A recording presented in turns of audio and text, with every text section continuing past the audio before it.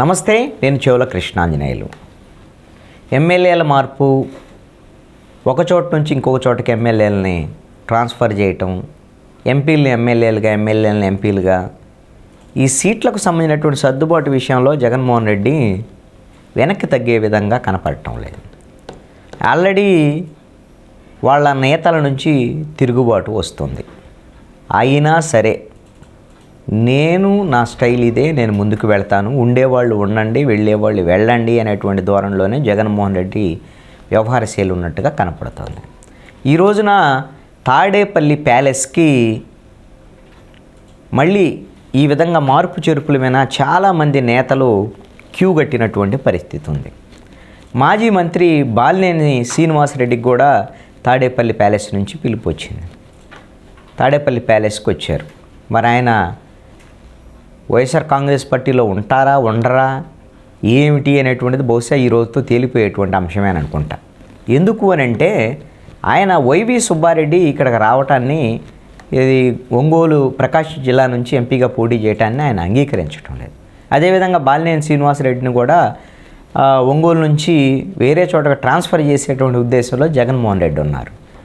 నేను ఎట్టి పరిస్థితుల్లో అంగీకరించేటువంటిది లేదు అని తన సన్నిహితుల దగ్గర బాలినేని చెప్పినట్టుగా సమాచారం. బాలినేని మాగుంట శ్రీనివాసరెడ్డిని కూడా ఎట్టి పరిస్థితుల్లో ఎంపీ సీటు అతనికే ఇవ్వాలి, వైవి సుబ్బారెడ్డికి ఇవ్వద్దు అనేటువంటి విధంగా బాలినేని శ్రీనివాసరెడ్డి గతంలో ముఖ్యమంత్రి జగన్మోహన్ రెడ్డితో మాట్లాడారు అని.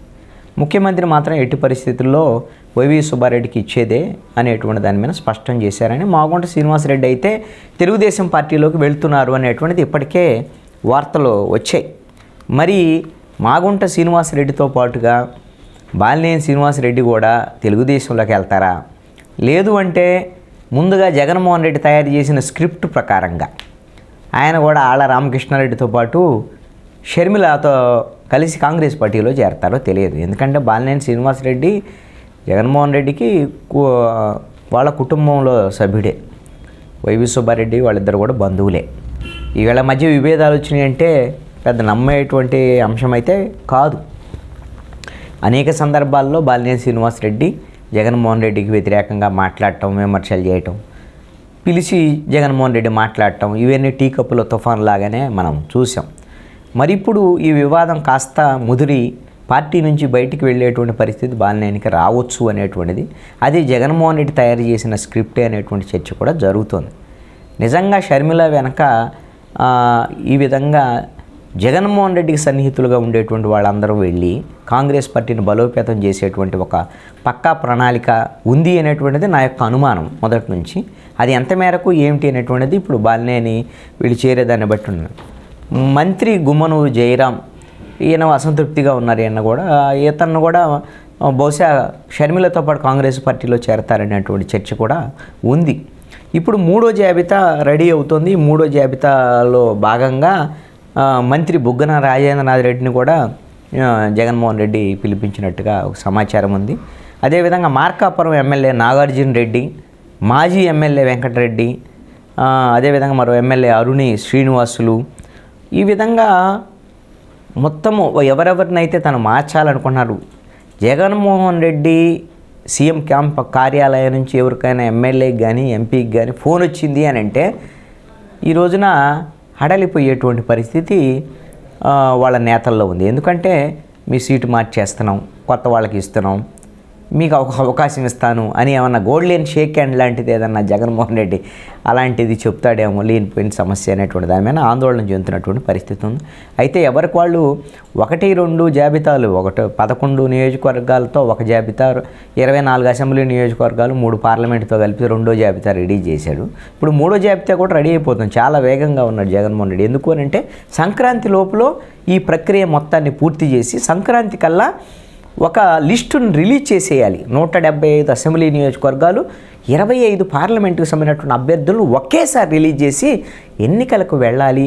ఇది మిగతా ప్రతిపక్ష పార్టీలకి ఒక గట్టి దెబ్బ కొట్టాలి అనేటువంటి ఆలోచనలో జగన్మోహన్ రెడ్డి ఉన్నారు. అయితే ఇది ఎంత మేరకు సక్సెస్ అవుతుంది ఏమిటి అనేటువంటిది చూడాలి. జగన్మోహన్ రెడ్డి పరిస్థితి అయితే మాత్రం దీన్ని జగన్మోహన్ రెడ్డి వ్యవహార శైలిని అతను అహంకారపూరితంగా ఉంటే ఉండండి, వెళ్తే వెళ్ళండి అనేటువంటి విధంగా, ఒక చెత్తను తుడిచేస్తున్నాం అనేటువంటి విధంగా, ఎమ్మెల్యేలు అంటే ఏదో ఒక నామినేటెడ్ పోస్టుల్లో ఉండేటువంటి వాళ్ళ కింద సాదాసీదాగా ఈ రోజున నేతలను చూసేటువంటి వైఖరి, ఈ అహంకారపూరితమైనటువంటి ధోరణిని, జగన్మోహన్ రెడ్డి ధోరణిని వాళ్ళ నేతలు జీర్ణించుకోలేకపోతున్నారు. అందుకే ఇప్పుడు కొలుసు పార్థసారథి పెనమలూరు నుంచి ఆయన కంటిన్యూస్గా గెలుస్తున్నటువంటి లీడరు. కాంగ్రెస్ పార్టీలో కూడా ఆయన మంత్రిగా కూడా పనిచేశారు. ఆయన తెలుగుదేశం పార్టీ వైపు వెళ్ళిపోయేటువంటి పరిస్థితి ఉంది. మాగుంట శ్రీనివాసరెడ్డి ఆల్రెడీ వెళ్ళటానికి రెడీ అయిపోయాడండి. ఆళ్ళ రామకృష్ణారెడ్డి ఆల్రెడీ కాంగ్రెస్ పార్టీలో చేరటానికి నేను రెడీ అని చెప్పేశాను. మరి ఇవన్నిట్లో ఇంకా ఎన్ని వికెట్లు పడతాయి, ఏ విధంగా గోదావరి జిల్లాలో అయితే మరి అత్యధిక మంది కొంతమంది జనసేనలో చేరబోతున్నారు అనేటువంటి చర్చ కూడా జరుగుతోంది.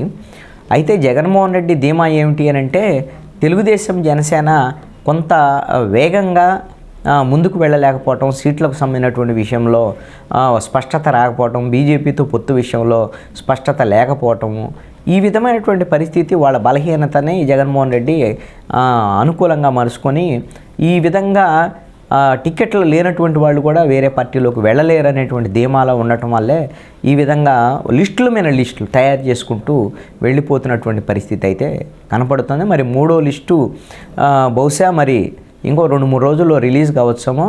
ఇంకా మొత్తం 5 లిస్టుల వరకు ఈ విధమైనటువంటి ఉండొచ్చు అనేటువంటి ఫైనల్ లిస్టుతో కలిపితే సంక్రాంతి కల్లా దీన్ని పూర్తి చేయాలనేటువంటిది. ఈ 2-3 రోజుల్లోనే ఇంకొక లిస్టు కూడా విడుదల చేసేదానికి రెడీ అవుతుంది. మరి ఎన్ని వికెట్లు పడతాయి ఏమిటి అనేటువంటి దాని మీద మరి వైఎస్ఆర్ కాంగ్రెస్ పార్టీలో అయితే మాత్రం ఒక అలజడి అయితే మాత్రం నెలకొన్నటువంటి పరిస్థితి ఉంది.